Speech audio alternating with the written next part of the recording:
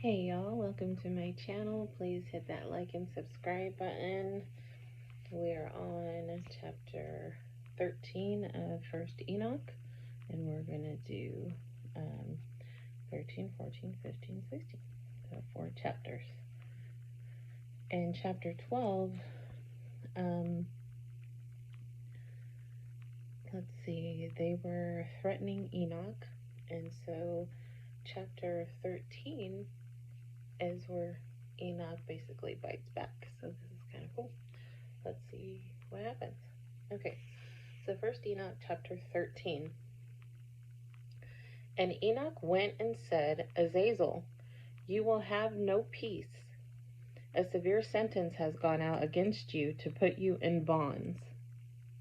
And you will not have toleration nor request granted to you because of the unrighteousness which you have taught, and because of all of the works of godlessness and unrighteousness and sin which you have shown to men. That's pretty good stuff there. Then I went and I spoke to them all together, and they were all afraid.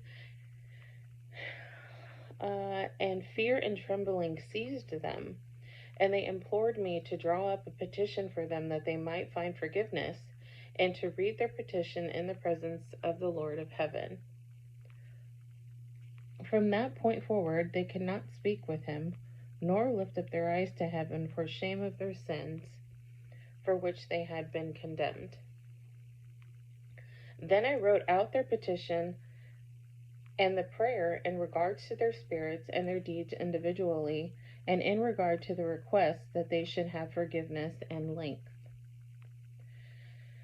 And I went off and sat down at the waters of Dan, in the land of Dan, to the southwest of Hermon. And there I read their petition until I fell asleep. And behold, a dream came to me, and visions fell down on me. And I saw visions of discipline, and a voice came bidding me to tell it to the sons of heaven and reprimand them.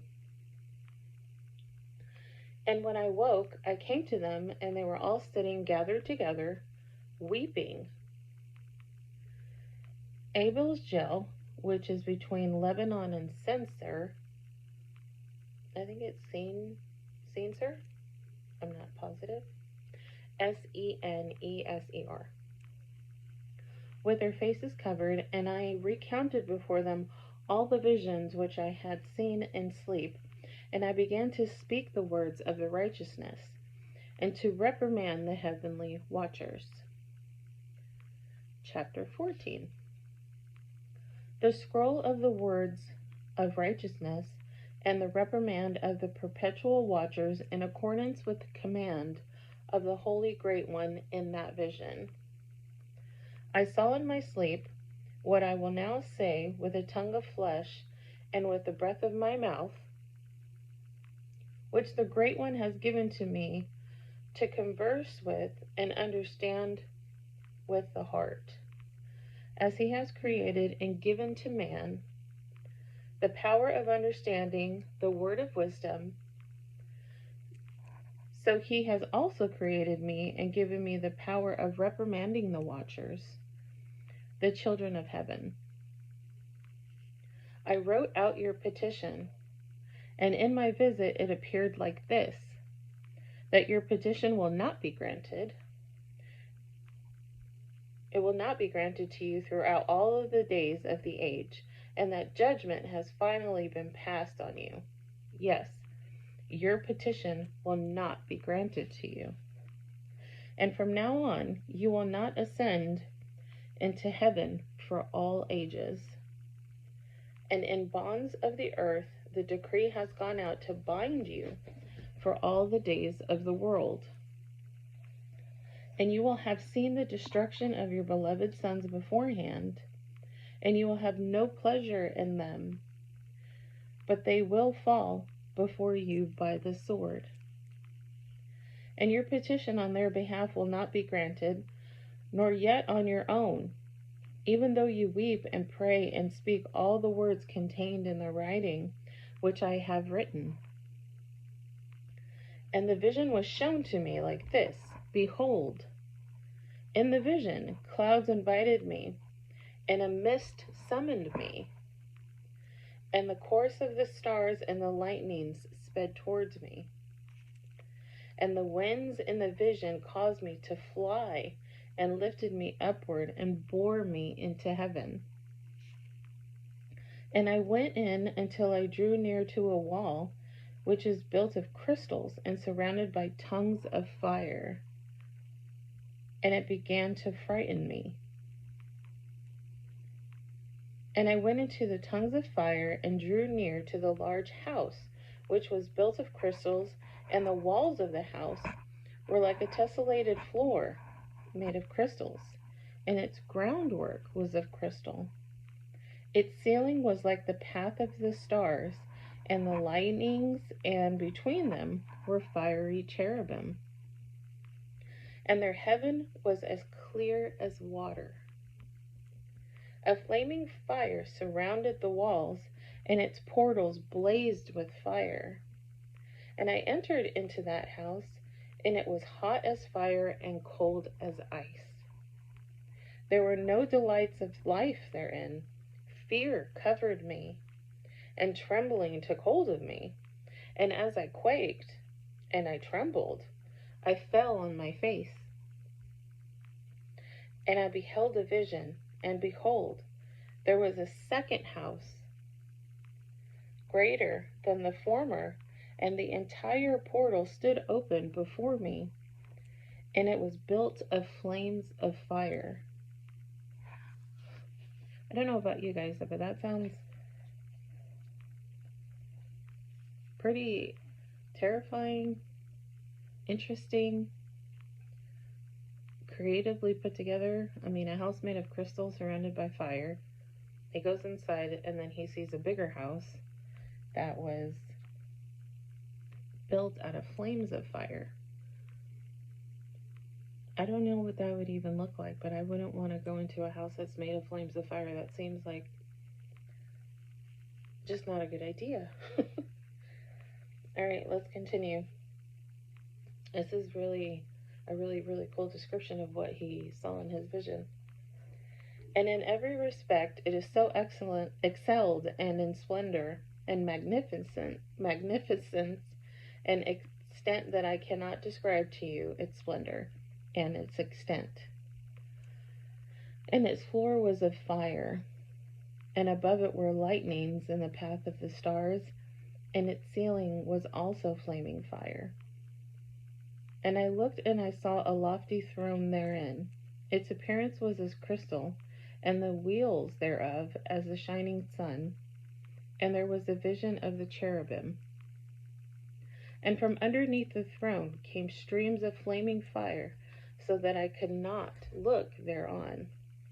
And the great glory sat thereon, and his raiment shone more brightly than the sun, and was whiter than any snow. None of the messengers could enter and behold his face by reason of the magnificence and the glory. And no flesh could behold him. The flaming fire was around him, and a great fire stood before him. And none around could draw him near, or draw near him. Myriads and myriads stood before him, yet he needed no counselor. And the most holy ones who were near him did not leave by night or depart from him. And until then I had been prostrate on my face, trembling.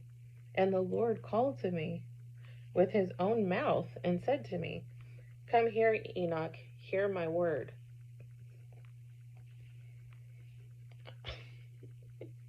So in your vision, you go up into a portal or heaven or whatever this place is that Enoch is in. He sees houses of crystal, houses made of fire, fire shooting, lightning shooting, stars. I mean, it all seems ethereal, I guess is the word for it. could be a totally different word.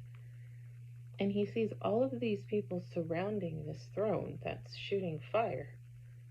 And from all of that happening and the cherubims and everything, God points him out and says, "Come here." I'll be like, "I'm good. I'm good. I don't even know how I got here." Just, I mean, I don't know. I would be absolutely petrified. Okay, we're almost done with this chapter. That just seems very, very terrifying. Okay, come here, Enoch, and hear my word. And one of the holy ones came to me and waked me, and he made me rise up and approach the door, and I bowed my face downwards. Yeah, I would say bowing your face downwards is probably a good reaction to that. Okay, chapter 15. And he answered and said to me, I heard his voice. Do not fear, Enoch, you righteous man and scribe of righteousness. Approach here and hear my voice. And go say to the watchers of the heavens, who have sent you to intercede for them. You should intercede for men, and not men for you. Why have you left the high, holy, and perpetual heaven, and lain with women, and defiled yourselves with the daughters of men, and taken wives to yourselves, and done like the children of earth, and begotten giants as your sons? And though you were holy and spiritual, living a continuous life, you have defiled yourselves with the blood of women, and have begotten children with the blood of flesh. And as the children of men have lusted after flesh and blood, as those who die and perish also do. So God's basically telling Enoch to go tell him, you guys were heavenly beings, and you chose to leave your basically never-ending glorious life to go down to heaven so you can mate with women and have giant babies, and now you want forgiveness for what you did.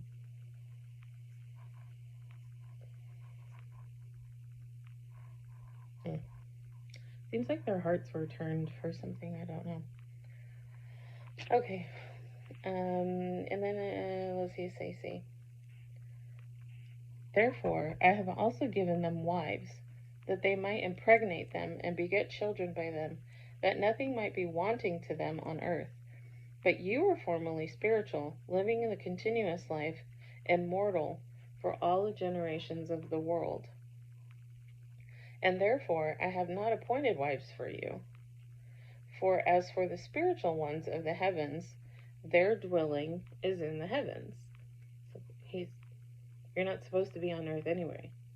You're not supposed to have a wife. This is not what you're supposed to be doing. You're supposed to be here in heaven. And now the giants, who are produced from the spirits and flesh, will be called evil spirits on earth, and their dwellings will be on earth. Evil spirits have proceeded from their bodies because they are born from men, and their beginning and primal origin is from the holy watchers. They will be evil spirits on earth, and they will be called evil spirits. So that's interesting. The giants that were born from the watchers who mated with women, God is now determining that they will be referred to as and called evil spirits. Okay? As for the spirits of heaven, their dwelling will be in heaven. But as for the spirits of the earth, which were born on the earth, their dwelling will be on the earth. And the spirits of the giants afflict, oppress, destroy, attack, do battle, and work destruction on the earth, and cause trouble. They take no food, but nevertheless hunger, thirst, and cause offenses. And these spirits will rise up against the children of men, and against the women, because they have proceeded from them. So that's kind of not cool. So we as the human race are getting punished because of what these watchers did. I mean, that's kind of cruel. I'm just saying. Chapter 16. From the days of the slaughter and destruction and death of the giants, from the souls of those who flesh the spirits, having gone out, will destroy without incurring judgment. They will therefore destroy until the day of consummation, the great judgment in which the age will be consummated over the watchers and the godless. Yes, it will be wholly consummated. And now, as to the watchers who have sent you to intercede for them, who had previously been in heaven, say to them, you have been in heaven, but all the mysteries had not yet been revealed to you. And you knew, worthless ones, and you have made these known to the women in the hardness of your hearts. And through these mysteries, women and men will work much evil on earth. Therefore say to them, you have no peace.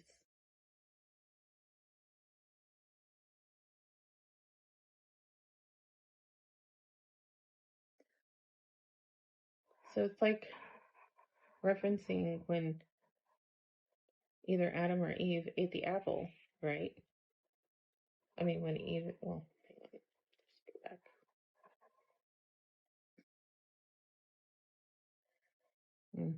So it's like we're being punished for what these watchers did. These watchers came down from heaven, mated with women, had baby giants, and taught men about metals and jewelry and makeup, apparently, and showed them things that were not supposed to be revealed to them. That's only for heaven. Now they're saying, please don't kill us for what we did. And God's like, no, now everybody's going to be punished for what you did. That's pretty heavy.